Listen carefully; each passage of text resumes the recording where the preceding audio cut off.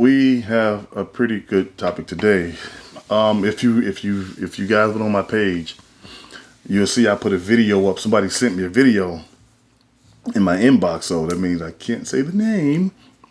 Somebody sent me a video in my inbox about it. It's an old video. I saw it some years ago, a long couple of years ago. I can't remember how many years it was, but I saw it, and it was the video was pretty much talking about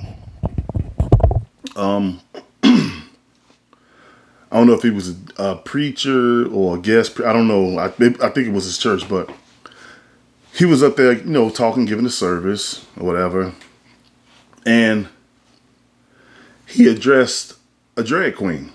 So for him to address the drag queen must have been in the church. So he simply told the drag queen, long story short, you can't come to church wearing that. You're a man, so you have to come to church in man's clothes. And he broke it down in a pretty good way. He was like, hey, now what you do outside, that's your business. That's your thing. I'm not preaching hate or nothing like that. But when you in the Lord's house, you can't come in dressing like a like a drag or like a woman. And everybody, well, I'm not going to say everybody, because a lot of the comments was in an uproar. And since when, well, before I get to that, I just want to say, the preacher was not wrong at all. He wasn't wrong. You're in the Lord's house, and I know a lot of people will use that scripture. Well, the Lord said, come as you are, which is true. Hey, Tanisha, how you doing? The Lord did say, come as you are, but he didn't mean come as you are on a regular basis wearing the exact same thing. That means people from the street coming into church to try to find the truth and to try to find a better way of living. That's what that means. That's when he was like, come as you are. So that means if you just Pete the Tramp or walking down the street, or even if you're a drag, even if you're gay or bi, whatever they call themselves, and you're looking for salvation, that's what that means. Come as you are. That didn't mean, oh, I'm going to go to church today, and I'm going to go to church Sunday as drag. Nobody knows who I am, which is fine. I'm going to come back the second day as drag. I'm going to come back the third day as drag. Because if you let that get away, what people fail to realize is when you're working for God, you can't let the things we love to do get away. So now, what I was saying about the comments, some of the comments were good. Some of the comments were, that he go judging. He's not judging anybody. He's just telling that person the do's and don't of church. Everything in this world have rules and laws. There are certain places. When I was younger, I know it would suck. And hey, let's just be honest. When I was younger, there were certain places I can go. There were certain places I can't go. There's consequences. That's just how it is. There's man-made rules. There's God rules. So by that being said, we can't get mad at the preacher. And since when did, however you say something to somebody offends them? Who made that popular? And a lot of people were saying, well, he ain't have to say it like that. He said it in the most nice way. Or they were like, well, he could have said that, after the sermon, or pull him to the side. We don't know what he did, because he did say, I told you before. We talked about this before. So he probably did pull him to the side the first time. But he wasn't listening. So there's a thing called tell the truth, shame the devil. See, when we do evil things, we don't want to get chastised for it in public. If you do something evil in public, you got to fit the punishment fits the crime in public. So it's never about, he should have said it like that, or he could have pushed him he could have put him to the side. No, he already said, we talked about this already. I told you before, don't come in my church like that. You're in God's house, so you got to respect God's rules. Simple, but once you're dealing with a certain criteria people have a tendency to jump on these people's side and say, well, the preacher was wrong. No, he wasn't. No, he wasn't. If every preacher in this world that actually doing the right thing and working for God would not say nothing to nobody what goes on in church. Take a prime example and look at the churches that's going on today, because nobody's saying anything. Yeah, we know at the end of the day, gay people are gay people, and bi people, whatever they call themselves. Yeah, they're human just like we are. That's not the problem the preacher was saying. He told the guy, hey, look, whatever you want to do is out there. This isn't a hate crime, because it's funny. You have to say all that stuff when you're talking to the LGBT people. You got to break everything down like a science project. Everything. Well, hey, look, I ain't trying to hurt nobody's feelings. Hey, you do it. No, just be honest and tell them, hey, look, man, you in God's house, you can't do that. But everybody wants the preacher to take the shame and just tuck it away and be like, yo, can I speak to you? No. You're grown enough to wear this in the temple of God. Be grown enough to take the abuse. It's like putting two and two together. And I'm not saying this to make nobody mad or get nobody's bad side, but right is right and wrong is wrong. Right is right, wrong is wrong. It's not our way, it's the Lord's way. If he's against it, you have to be against it. Now, notice what I said. I said against it. I didn't say hate it, because people would take what I said and turn my words around and say, well, you hate it. No, I didn't say that. But if you're working for God, you got to be on the same track as he is. Because if you don't be on the same track as he is, well, guess what? He's going to hold you accountable. That's how people get lost souls. Look at all these churches preaching all this crazy stuff that ain't got nothing to do with God. Those souls are accounted for. That's why when he said at the end of times, the first place he's coming to visit is the church. Now you have to think about it. Okay, big guy, why would you say something like that? Because he already knew from day one it was going to be chaos in the church. That's why he said that. The most sinful things in the world, you can find them at a church. How you gonna say you saved, sanctified, and filled with the Holy Spirit? But I talked about this before. But every Sunday you in the club shaking your butt, or every Sunday for the men you in the club trying to get phone numbers and you married, or sleeping with other women you married. But the next day you in church. They just called a preacher. Some woman put him on blast. I don't know if y'all seen it. He was in the hotel and he like, get the camera out of my face. It was funny. She like, no, man, you owe me $115, I think, or $120 for 15 minutes. And he was like, I'm going to send it to you. She like, no, I'm going to send this to your wife. But people will look at that and say, well, guess what? He's just a man. At the end of the day, he's just a man. We all know he's a man. We all know that. But if you're working for God like you say you are, you're not just an ordinary man. You're a man that's working for the Most High. That's the problem we're having, because people are getting regular men mixed up with godly men. Regular women mixed up with godly women. Godly women are different from women of the world. Godly men are different from men in the world. Those are two different categories, because the things the world can do, you can't do it. It's simple as that. You can't do it. But like my parents used to say, people want to put God and take him around his back pocket and take him out when it's convenient. No, if you're going to be a servant of God, you got to be that boy until your time runs out.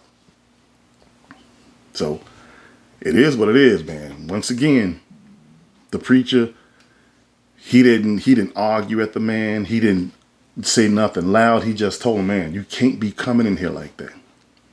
How does that look for the rest of the congregation? How? And he told him, bro, look, he didn't say, bro, he was like, look, you can get mad, I don't care. But when you're working for God, I've always said this, even when I was coming up as a child to a teenager, from a young man to what I am now. When you're working for the Most High, there are no feelings to be spared. God don't care nothing about the way we feel about things. Like the stuff that's going on down here in the world, and we can't say what we want to say, and you can't just, he don't care about that stuff. He cares about nothing but one thing. You and the way you're going to make, either you're going to make it to heaven or you're going to make it to hell. Either you live right or you don't. That's all he care about. He don't care, well, I offend somebody. Now, I'm not saying offend somebody on purpose. I'll never say that. Don't go out there just looking for trouble or go out there disrespecting people. You're supposed to respect everybody. But there's nothing wrong with giving somebody the truth. There was never nothing wrong with giving somebody the truth. But this is the world we live in. Remember, I told you guys a long time ago in my PTSD podcast and the Intimate Room podcast and even in this podcast, the trick was always to get God out the picture anyway, and they succeeded. We don't see it because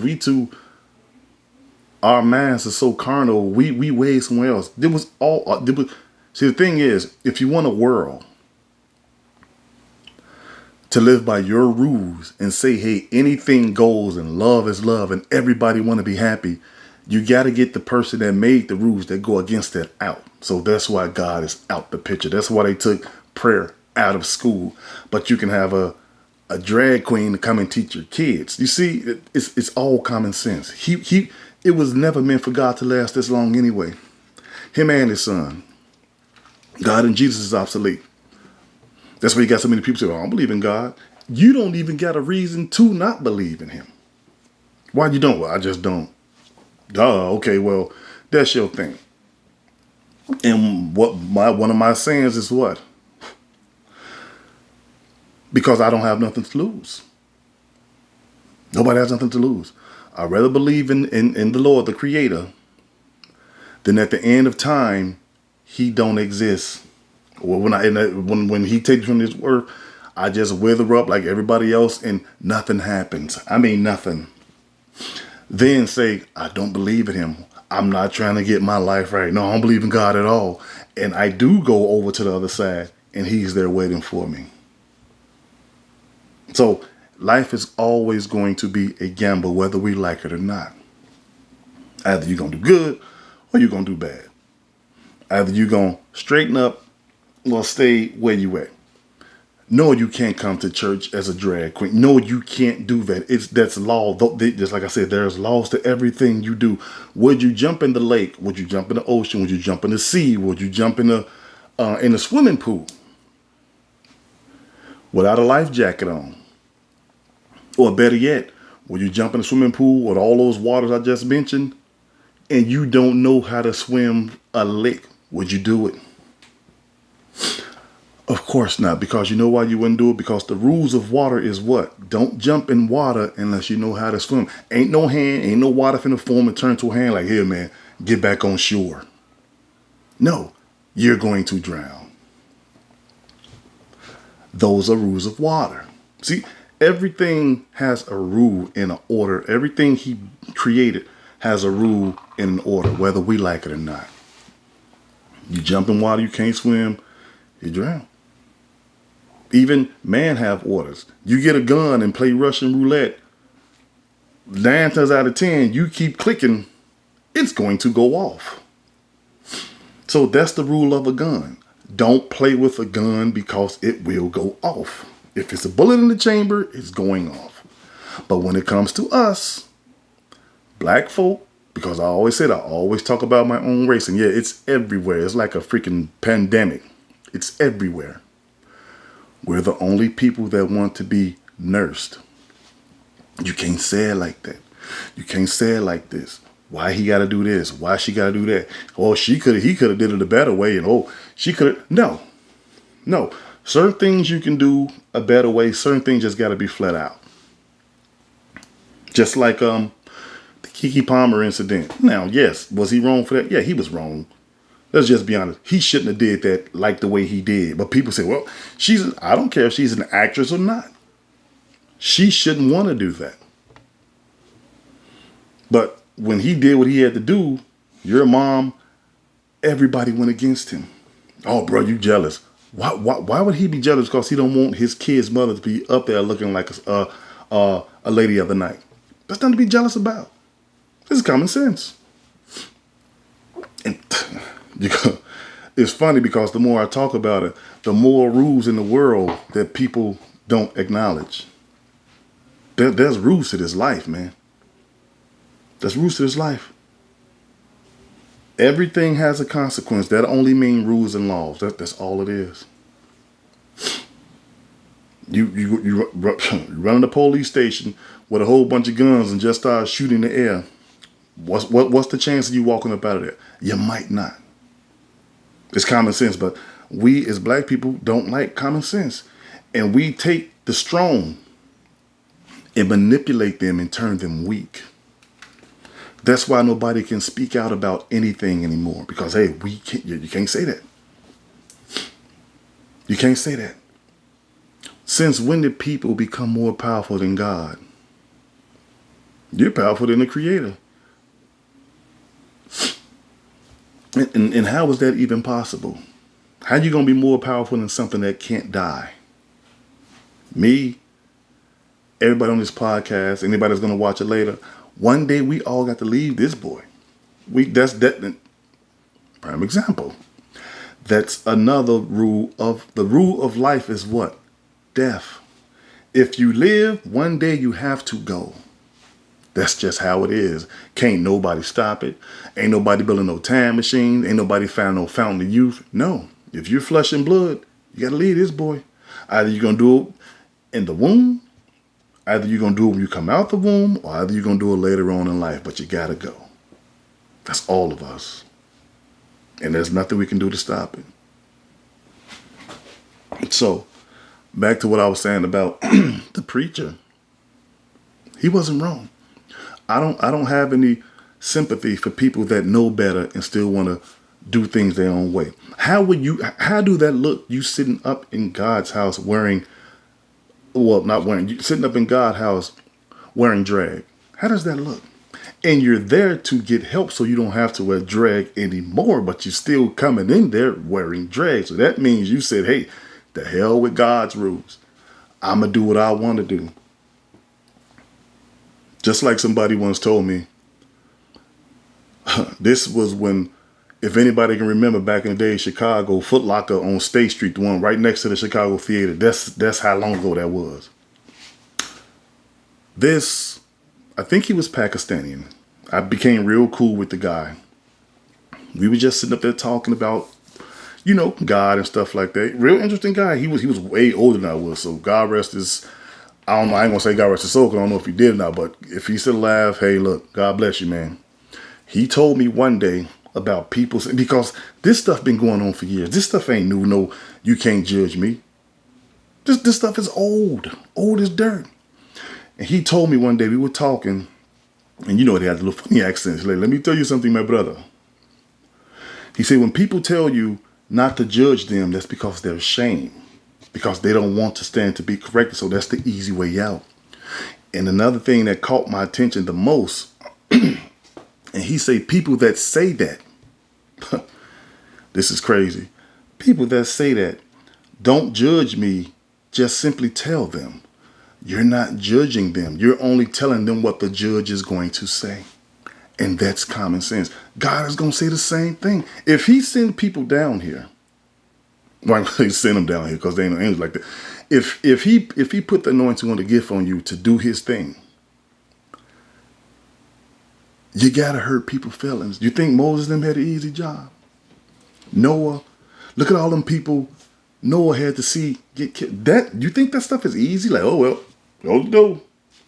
Moses, oh, well, no. That hurt them. But they had to go through it because God don't take sides. He never did and he never will. He don't take sides. So yeah, feelings gonna get hurt because he don't care about your feelings. He don't. What are you gonna say? Moses? Or no, let's sweeten the pot. Jesus, don't go now. When I seen you, don't go down there saying too much because you're gonna hurt their feelings. Okay, pops. No. Jesus was hurting feelings too. Read your Bible. Because he didn't come to spare feelings, because guess what? Time's ticking. The world is getting older. Time is winding up. I don't have time to sit here and spoon feed people everything all the time. No, sometimes it's called tough love. Whether we like it or not. It's not for us to like. You just have to do what you have to do to try to make it. So it's not always about sugarcoating something. Oh no, you can't say it like that. Or you're gonna offend this person. It ain't even got to be the LGBT people. Just anybody just gonna be offended. You hear people say, "Well, you ain't gotta say it like that." No, I have to say it like that because if I come to you and say, "Hey, don't break in my house and steal my stuff," you be like, "Okay." When he go, we going up in there. When I'm like, "Hey man, look, I told you, stop watching my house. If I find you around my house and if I catch you, it's gonna be bad." You're gonna pretty much listen more to that side. So where does sugarcoating come from? Whether you can't say it this way. Look at all these people that's gone now that thought they was doing the right thing. Now they got to answer to the big guy. Remember, I can't remember the verse. I wish I could, but I can't. There was a verse in the Bible at the end of time, and people we say, "Hey, we cast out," talking to Jesus, "we cast out demons in your name. We did this and we did that. We did all this." And Jesus gonna turn around and say, "I don't know you. You ain't do nothing for me. Now beat it. Go on because you're going to hell. Did we not do this in your name? Yeah, you used my name, but you didn't use it the way I wanted you to use it. So I don't know you." And that's one of the most embarrassing things and hurtful things in the world. At the end of time, and Jesus tell you he don't know you, homie. Get up out my face. Now you want to run and say, "Well, he ain't have to say it like that." That hurts. Because that man got your life in his hands. That hurts. Then what you gonna say? "Oh, well, he ain't have to say it like that. God, you ain't have to send Jesus down here like that to diss us like that or talk." No, he's got a job to do. Just like preachers have a job to do. Ministers have a job to do. First ladies have a job to do. Parents have jobs to do. There is no sense in being soft. I'm glad I had a mother and father that was on the same page, and none of them didn't play. I mean, don't get me wrong. I'm not saying it was like tyrants. It was a time and place for everything. No, I was a young boy that's a man now. Now imagine if I had one of those fathers be like, "Well, he gonna let him be with." No, my old man wasn't playing that. No, and that's how most parents should be today. But we so much in love with our kids, we forget that one day our kids gotta grow up. And them kids will cuss you out. You see it every day. That's what happened when you give kids too much love. They rebelled. Not rebuild, rebel. So you're not convincing nobody. Who you trying to convince yourself? So no, heads up, kudos to the preacher, much love to the preacher. Just like I said, it was an old video, but he told them. Now, if anybody watched the video, you would hear him say, "Look, I told you before, man," or something in that category. We talked about this, whatever. You can't come to my church wearing drag now. Get out of here and go put some man clothes on. Now, if you want to do that outside, knock yourself out. But how much salvation can you do when you in church looking for salvation and you still doing demonic things? So you can only serve one. You can't serve them both. Newsflash, thou shalt have no other gods before me, for I'm a jealous God. He's telling you right there. But we say, "Oh no, I can serve him Sunday, but I can serve Satan Monday, Tuesday, Wednesday, Thursday, Friday, Saturday," like the song. But in church, we the first ones in church on the pew, fake shouting. And you just got up out of a man's bed that don't belong to you, another man's, somebody else's husband, and you got up, put your clothes on, hopped in the shower, went in church and started shouting. That's what you call a hypocrite. But guess what? The world is full of them. It's not just in Chicago, it's New York, it's across the waters, it's all over the place. Because there's more sin in the world. Excuse me. There's more sin in the world than there is good. That's why the world is so messed up. Because if it was the other way around, you wouldn't have all these problems. That's why relationships don't work. Kids are beating up the mothers and fathers, and the fathers is beating up the woman and the wife or the girlfriend. This can't, because there's more sin in the world than good. So that's why it's hard to say one day it's going to get better. It's got to get a hell of a lot worse before I have an inkling of getting better, people. I might not be here. Y'all might not be here. But somebody, guess like what they always say, somebody got to live to tell a story. So the choice is ours. Either we going to live right or we're not. God's not finna, like I always say, come down here riding on a cloud with his hair blown in the wind with a long white robe and a rod. No, he's not finna do that, man. He gave you a choice. Choose ye this day who you will serve, whether it be God or man. The choice is yours. Simple. It's real simple. If you want to lavish in sin, that's your thing. If you want to go to the good side and try to live right, that's your thing. But don't blame him for your screw ups, because he ain't got nothing to do with that.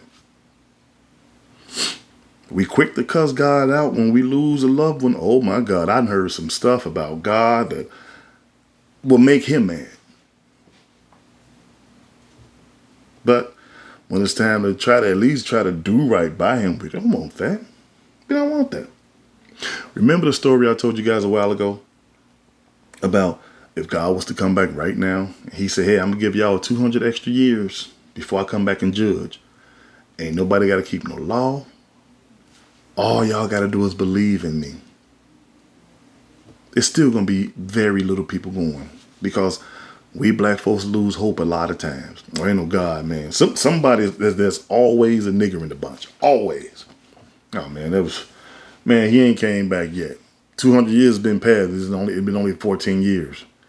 Yeah, man, that was a trick. There you go.